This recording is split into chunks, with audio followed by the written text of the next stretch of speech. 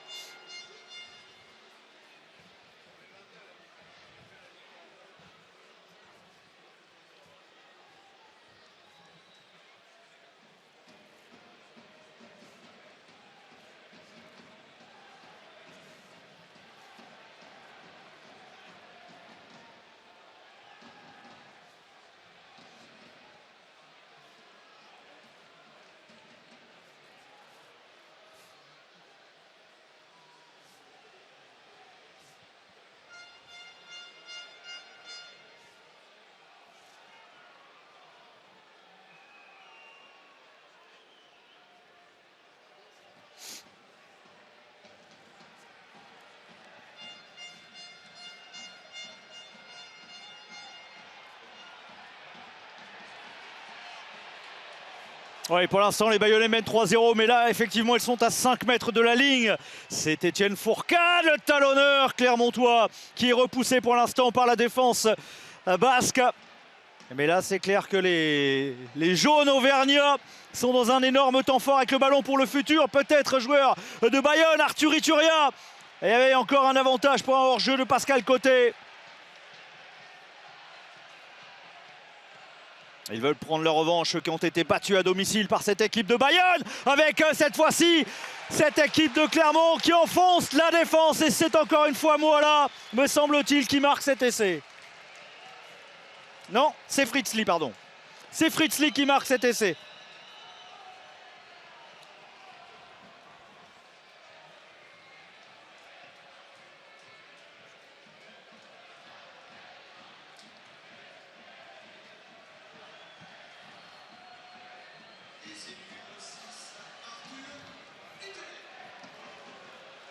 Et en fait, il y a conversation entre Vincent Blasco-Baquet, l'arbitre de champ, enfin sur le terrain, et Eric Gozins, l'arbitre vidéo. Il n'a pas fait d'appel formel, donc il semble partir pour valider cet essai, le premier de la partie, avec la transformation pour Jules Plisson et l'opportunité pour cette équipe de Clermont. Voilà qui est fait de mener 7-3 en terre bayonnaise.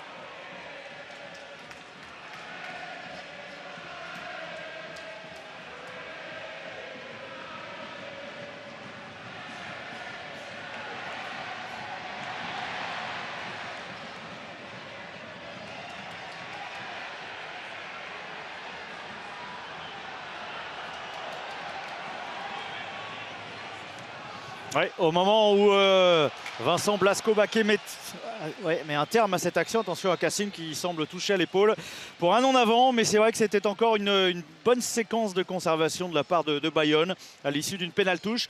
Pas de ballon porté. Et derrière, ils ont essayé de jouer. Pour l'instant, la défense clermontoise tient bon quand même, hein. Elle est solide, cette défense auvergnate.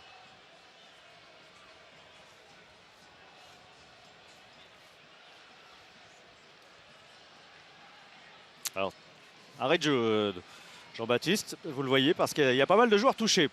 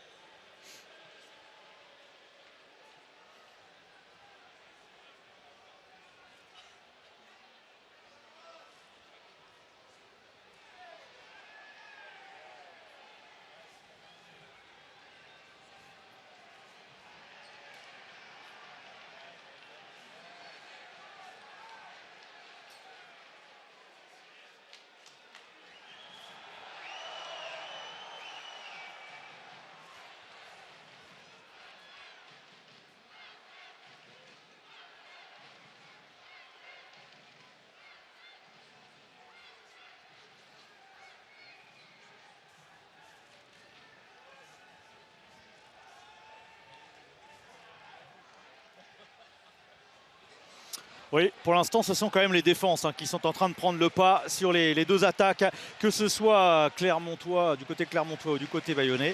Il y a des défenses qui sont solides. Deux équipes qui ne sont séparées que de 3 points, on le rappelle, au classement. Alors du côté de Bayonne, on se dit que ce championnat est complètement dingue, donc pourquoi pas aller chercher une place en phase finale. Et du côté de Clermont, au moins aller chercher une place dans le top 8. Pour ça, il faut gagner les 2 derniers matchs. Et top 8, ça veut dire Coupe d'Europe la saison prochaine. Champions Cup plutôt, parce que Coupe d'Europe, c'est plus vraiment le cas.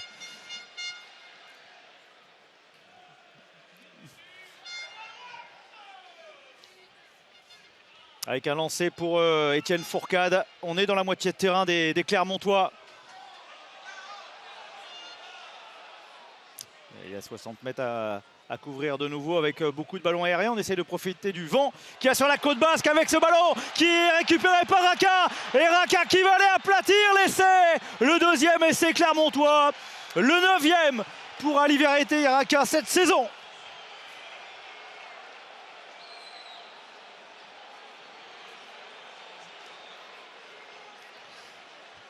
C'est exactement ça, Mathieu. Qui touche? Oui, là, je pense que c'est assez clair sur cette image.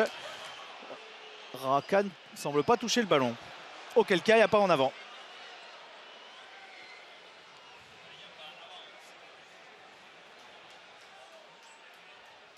Ah, quel œil de lynx. Quel œil de lynx, Mathieu Blanc.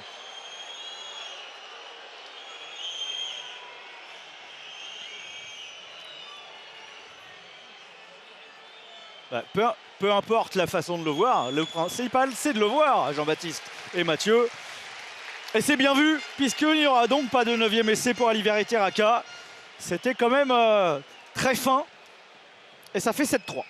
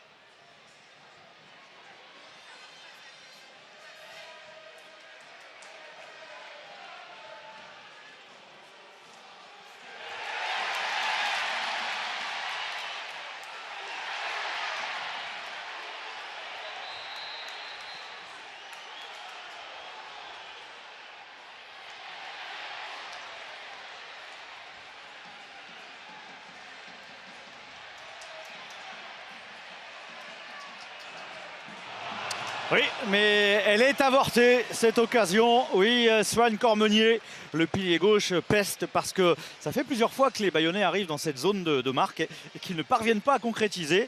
Ils se mettent à la faute. Le résultat est toujours cet écart d'1 point alors qu'il reste 1 minute à jouer dans le temps réglementaire en cette première période. Je vous disais que les défenses prenaient vraiment le pas sur les attaques aujourd'hui.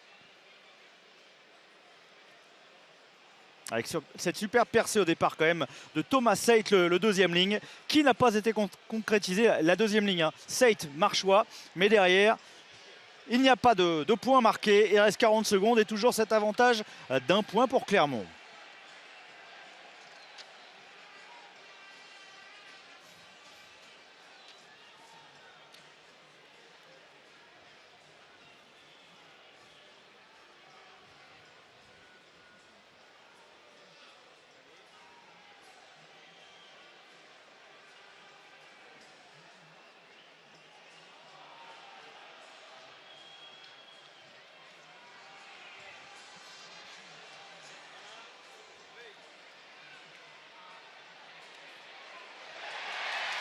Oui, avec une nouvelle relance.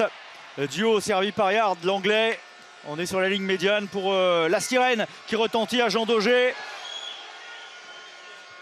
Nouvelle pénalité, cette fois-ci contre Clermont. Il y aura encore une occasion. Mais effectivement, il faut temporiser pour cette équipe de Bayonne. Alors, il va y avoir un appel à la vidéo.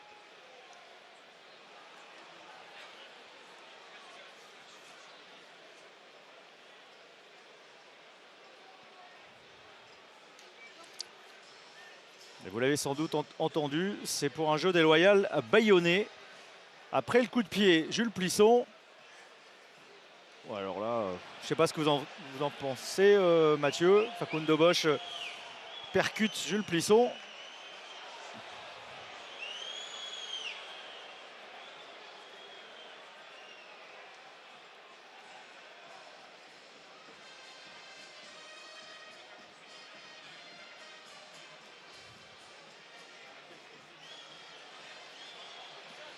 Oui, il est dans le mouvement. Hein.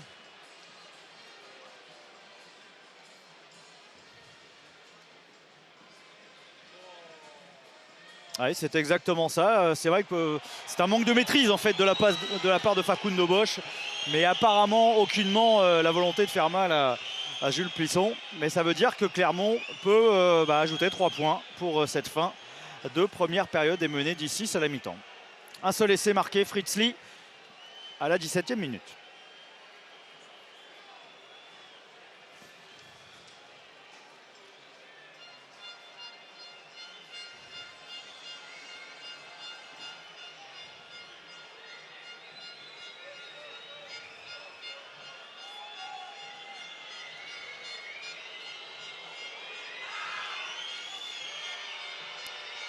Jules Plisson à 40 mètres des poteaux. Un petit peu moins, puisqu'il est en face. Ça passe, ça fait donc 10-6 pour Clermont sur la pelouse de Bayonne à la mi-temps.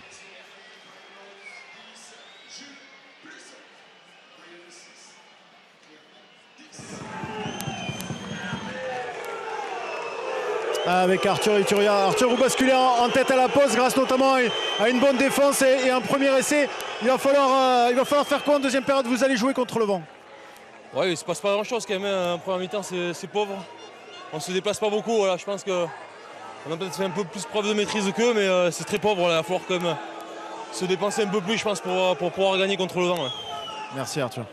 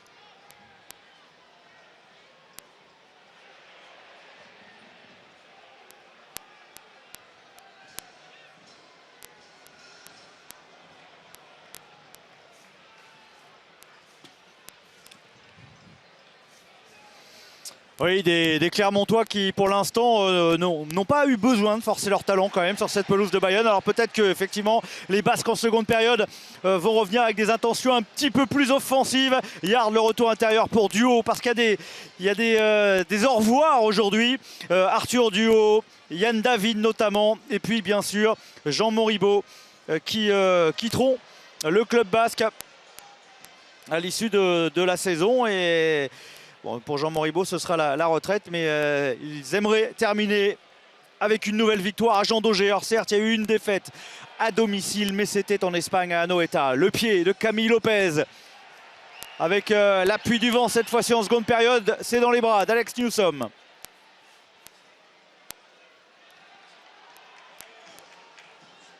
L'ancien joueur des Waratahs pour Jono. Ituria, attention au plaquage haut, l'avantage en cours. Allez, Jono qui est passé derrière le relais de son talonneur. Ça ne profite pas, on va revenir à ce plaquage haut. Et toujours ce jeu qui se situe un petit peu dans cette zone 40-40, voire 22-22, mais sans trop souvent aller dans les 22 mètres adverses.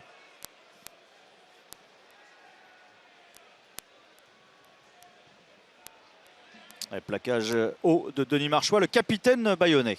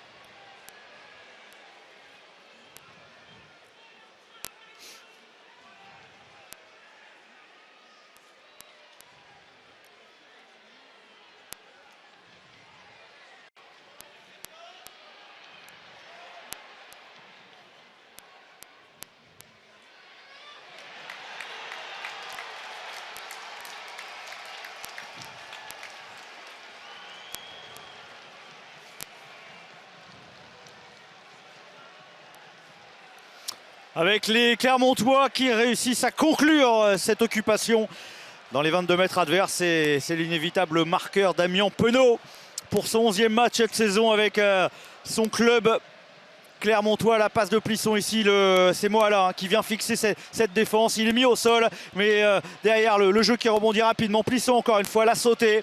Il évite Judicaël Cancorier pour aller trouver Damien Penaud. Si proche des lignes, l'ailier international est évidemment intouchable. Et ça fait désormais 15-6 pour Clermont. Il va falloir un petit peu de révolte côté bayonnais. Et je pense qu'on va le faire sur le banc parce que la Yellow Army pour l'instant est satisfaite. Mais il y a une vague de changements qui se prépare. 5 changements d'un coup du côté de Bayonne parce qu'il faut réagir. Ce n'est pas l'image montrée par les Bayonnais depuis le début de saison dans leur stade de Jean Daugé.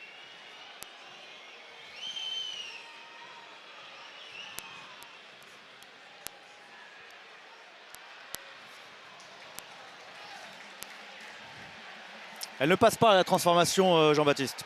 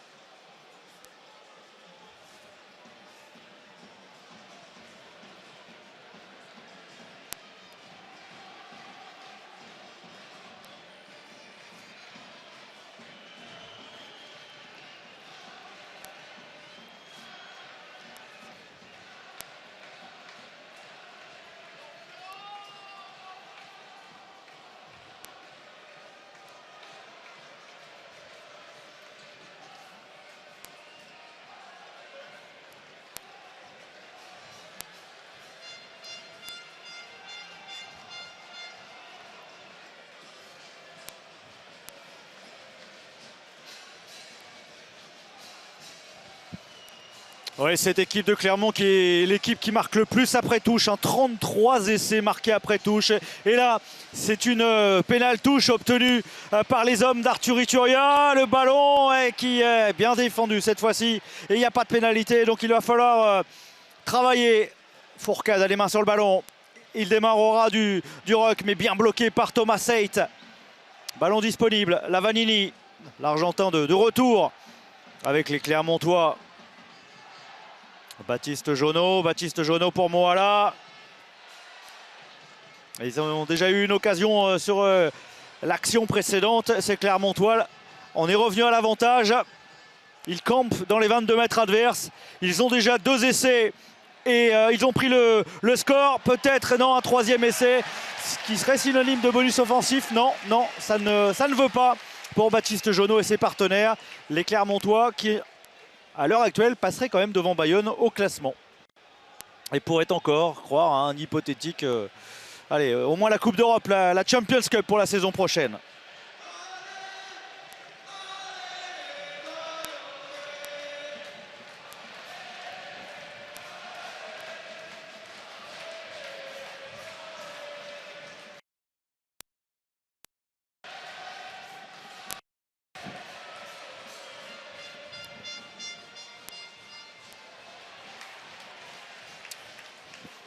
La prise de balle des Bayonnais pour se dégager, ballon porté pour sortir les 22 mètres, c'est Torsten van Jaarsveld, lui aussi pour sa dernière dans ce stade de Bayonne, le Namibien, après 5 saisons.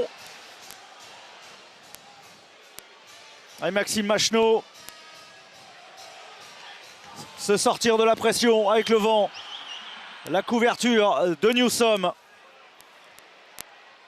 Allez, petit coup de pied par-dessus de Raka. Et la relance de Spring, Tom Spring, oh la cuillère magnifique. Magnifique cuillère d'Aira et Simon, le néo-zélandais pour stopper l'offensive bayonnaise. Van Jaarsveld, voilà un match qui s'anime un petit peu, enfin. Le ballon était dehors, non. Intervention de M. Blasko-Baquet pour une position de hors-jeu. Aujourd'hui, c'est pas le jour de Tatafou et des Bayonnais.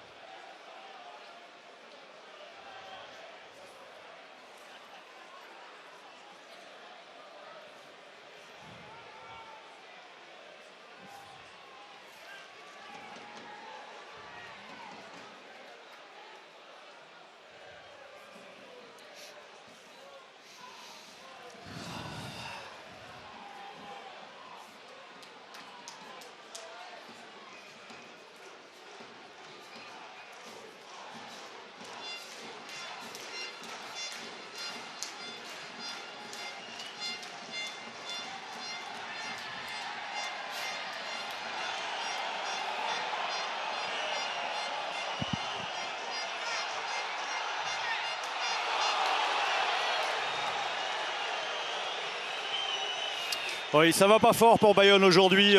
Déjà 13 pénalités, là ils sont à 14 contre 15. Et la fin de saison est un peu longue, semble un peu longue pour les Basques parce qu'ils restent quand même sur 4 défaites lors des 5 derniers matchs. Et là, ils sont menés et on les voit pas comme d'habitude avec vous voyez, des fautes comme ça qui stoppent les actions, permettent aux Clermontois de se sortir d'une zone dangereuse pour eux. Bref, pour l'instant, tout va bien pour les coéquipiers d'Anthony Bello qui vient d'entrer. 18-6, plus 12. Supériorité numérique, il reste un quart d'heure. Pour les hommes de Christophe Furios, on est en train d'accomplir la mission, se rapprocher du top 8 et la qualification Champions Cup pour la saison prochaine. Il faudra un petit miracle et un concours de circonstances très favorable pour aller plus haut. Pour Bayonne, oui, on commence à tirer la langue en cette fin de saison. On rappelle quand même qu'au départ, l'objectif c'était le maintien et ils ont fait beaucoup mieux que ça. Ils ont enthousiasmé leur public, leurs supporters. Mais aujourd'hui, ils subissent la loi des Clermontois.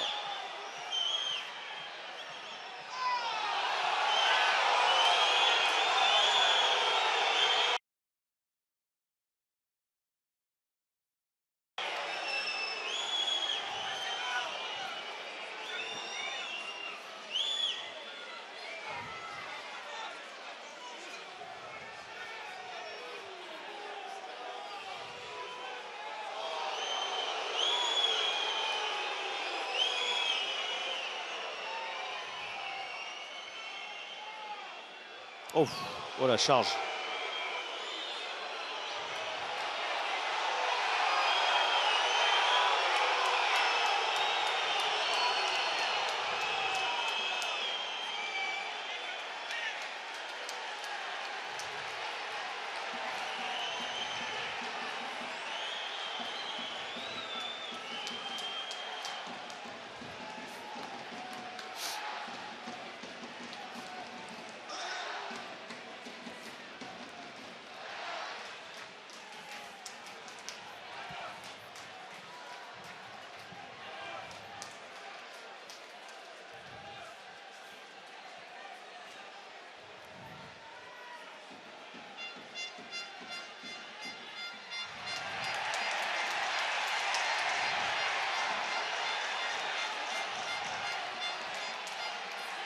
Oui, un nouveau ballon porté, cette fois-ci qui va peut-être aller à Dame, poussé par les 15 000 personnes du stade.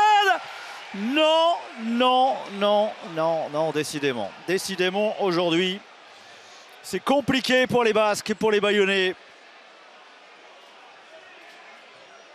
Pourtant, on avait l'impression, attention, parce qu'il a l'air quand même sûr de lui, Thorsten van Jaarsveld. Et on va regarder à la vidéo.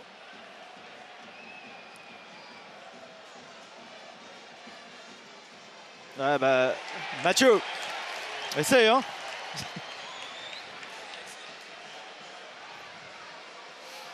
Le Namibien qui ne sera pas conservé, qui est proche de marquer son 6e essai.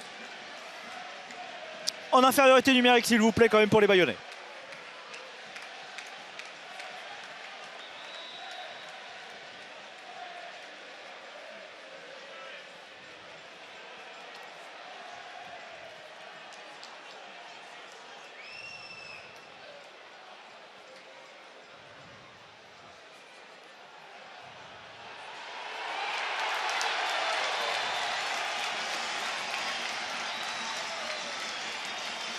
C'est la double peine pour Clermont. Double peine parce que l'essai est validé. Et en plus, Étienne Fourcade prend un carton jaune. Donc les deux équipes sont à égalité numérique pendant 1 minute. Et ensuite, Bayonne pourrait enflammer cette fin de match en supériorité numérique.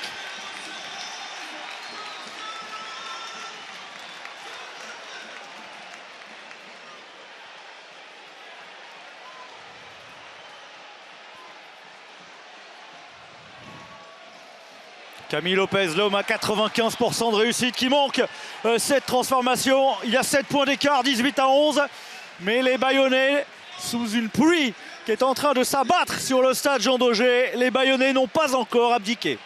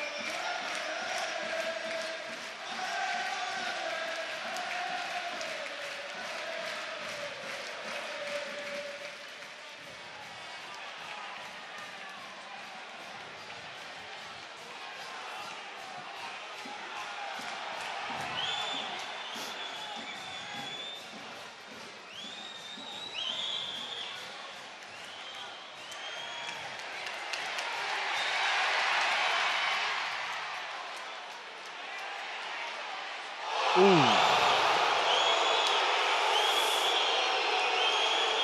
deuxième jaune.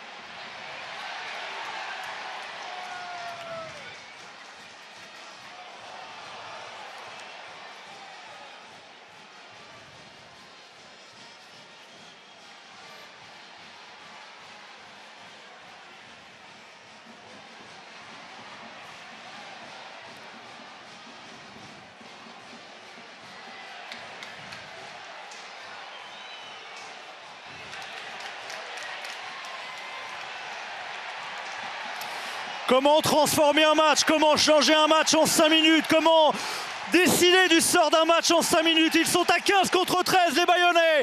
Ils sont menés de 7 points. C'est à eux d'en profiter désormais pour rendre cette fin de match complètement folle. Regardez cette bagarre. C'est une vraie bagarre. C'est de la lutte. Avec la passe magnifique de duo pour l'essai de Guillaume Martok. Bayonne revient dans le match. Bayonne en double supériorité numérique. Martok qui avait déjà marqué la semaine dernière, qui redonne espoir à tout un peuple. Parce que vraiment, ils ont été dominés quasiment tout le match. Mais cette claquette de duo pour Martok relance complètement les Bayonnais. Ils ne veulent pas céder à Jean Daugé et ils ne veulent pas céder dans les 5 dernières minutes de ce match.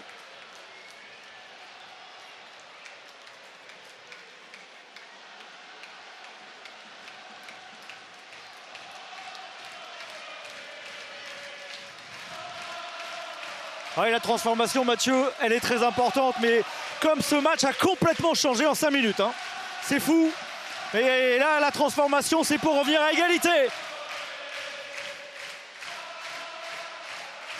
Et pendant que Camille Lopez s'apprête à tenter cette transformation qu'il va passer une nouvelle fois. Il est incroyable dans tous les angles du terrain. Il est capable de passer les points.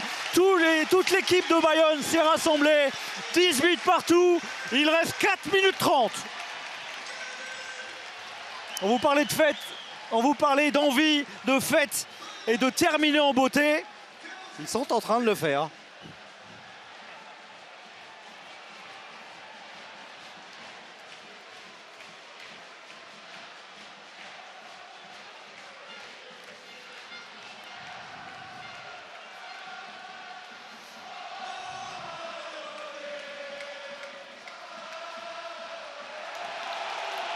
Oui, et le renvoi a été gagné par Thomas Seyt.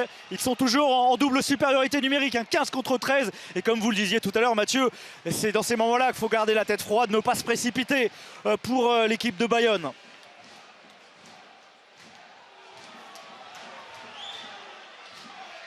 Remonter voilà, progressivement le terrain par le pied d'abord de Machno. Alors là, on va certainement assister en plus à un arrêt de volée de la part de Tom Spring. Parce que les conditions de jeu ont changé aussi avec la pluie qui s'est invitée dans ce match.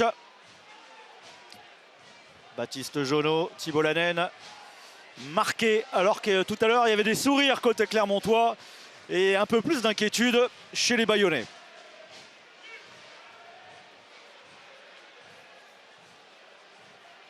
« 3 minutes 20 pour aller chercher une victoire, une nouvelle victoire à Jean Daugé. Et pour battre pour la première fois, 2 fois dans la même saison, cette équipe de Clermont. Vous avez vu la hargne de Grégory Patate et un Christophe Furios placide en apparence, mais à l'intérieur, ça doit bouillonner.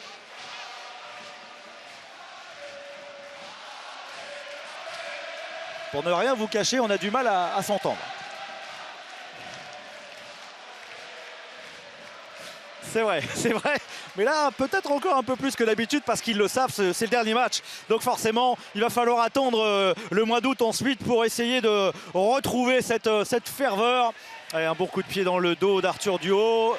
Bon, non, parce qu'il est trop long. On va revenir à l'endroit du coup de pied. Ça, c'était la situation qu'on avait vue au début de match. Tom Spring pour Bayonne. Ça s'est complètement renversé, je vous le disais. Un match de rugby, vous le savez, n'est jamais terminé, mais il peut changer complètement de physionomie en 5 minutes.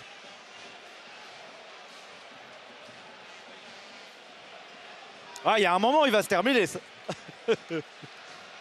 C'est clair qu'à un moment, il va se terminer.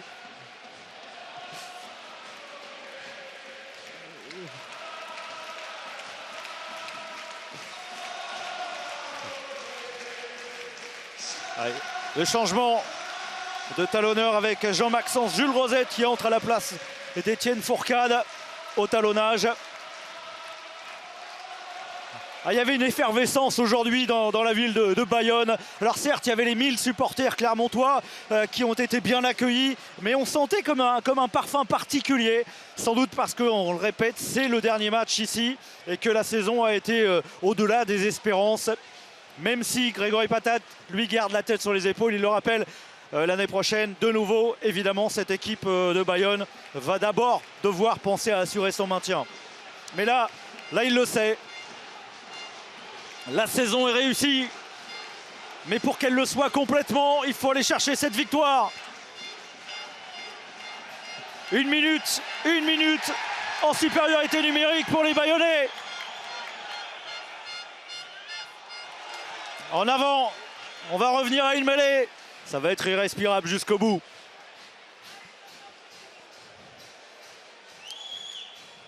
Alors on a vu des matchs ici avec beaucoup plus de, on va dire, de jeu. C'est vrai qu'aujourd'hui ça a été un peu tristouné pendant presque 1 heure. Et puis tout d'un coup, l'éclair, le réveil. Ouais, il n'est pas resté longtemps.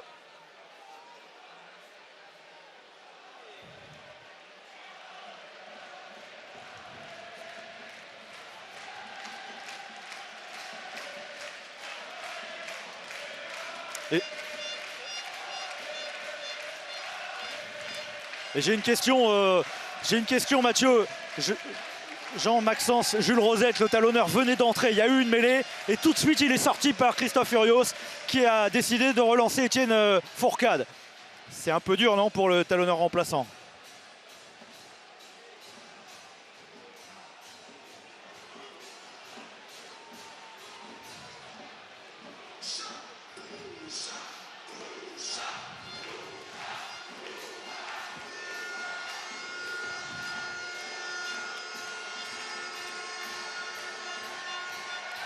Mais vous le rappeliez tout à l'heure, c'est indécent.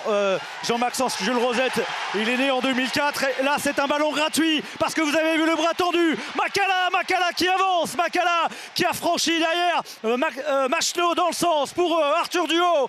Repoussé. Machno toujours. Cassim sur le pas. Et la Vista, ce serait non. C'eût été quand même la belle histoire si jamais Bayonne avait terminé ce match par un essai sur une passe au pied. Illustration d'une saison réussie sur une passe au pied de Camille Lopez. Mais on va revenir à la pénalité. Ce n'est pas encore terminé. On est au-delà de la sirène, oui.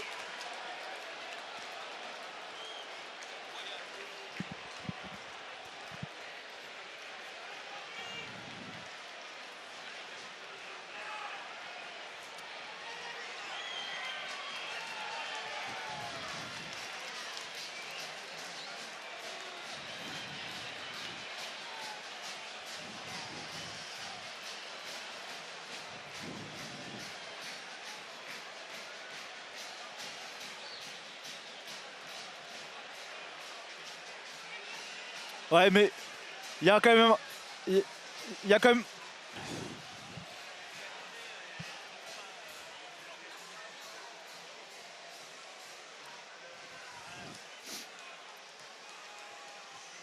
Jean-Baptiste, ouais. Il y a quand même des symboles. C'est Camille Lopez face à son ancien club.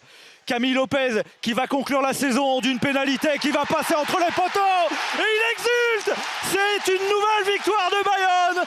Jean Daugé ne sera pas tombé cette année.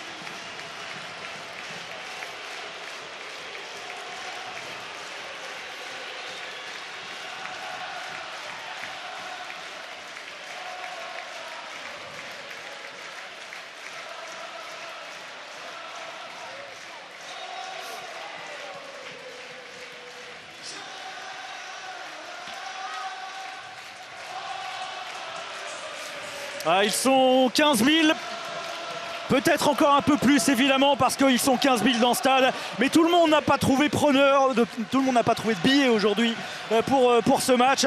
Mais c'est vrai qu'on a vu cette équipe un peu apathique pendant plus d'une heure. On a vu un stade, faut reconnaître, qui était un peu apathique aussi pendant plus d'une heure. Et puis là, cette explosion et ce symbole, cette patte gauche de Camille Lopez face à son ancien club. Un club dans lequel il a passé 8 saisons. Mais regardez, il exulte. Ce n'est qu'une victoire supplémentaire pour Bayonne. Mais c'est surtout le point d'orgue d'une saison extraordinaire pour un promu. Camille Lopez, qui est au micro. On peut l'écouter, Camille Lopez, au micro de Romain Malric. Oui, avec Camille Lopez. Camille, encore un coup de pied, encore sauveur à la dernière minute pour cette équipe de Bayonne. Ouais, l'important, c'est surtout la mêlée, les gros. C'est le boulot qu'ont fait les gros avant. Après, j'ai un job à faire, mais c'est ma responsabilité. Après, j'en ai manqué, j'en ai réussi. Aujourd'hui, ça passe, tant mieux pour récompenser les copains et c'est tant mieux pour le club. Merci Camille, bravo.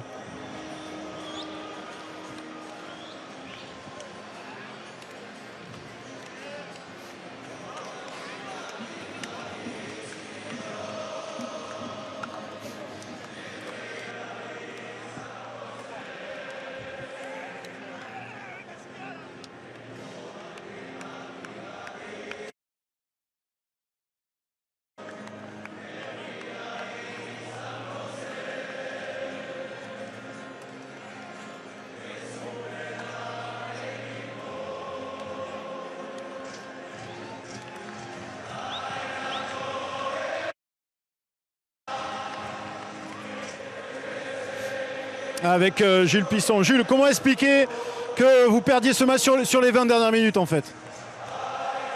Quand on joue contre l'équipe de Bayonne, qui est poussée par 17 000 personnes comme ce soir, et qu'on prend des jaunes et qu'on joue à 13, c'est compliqué.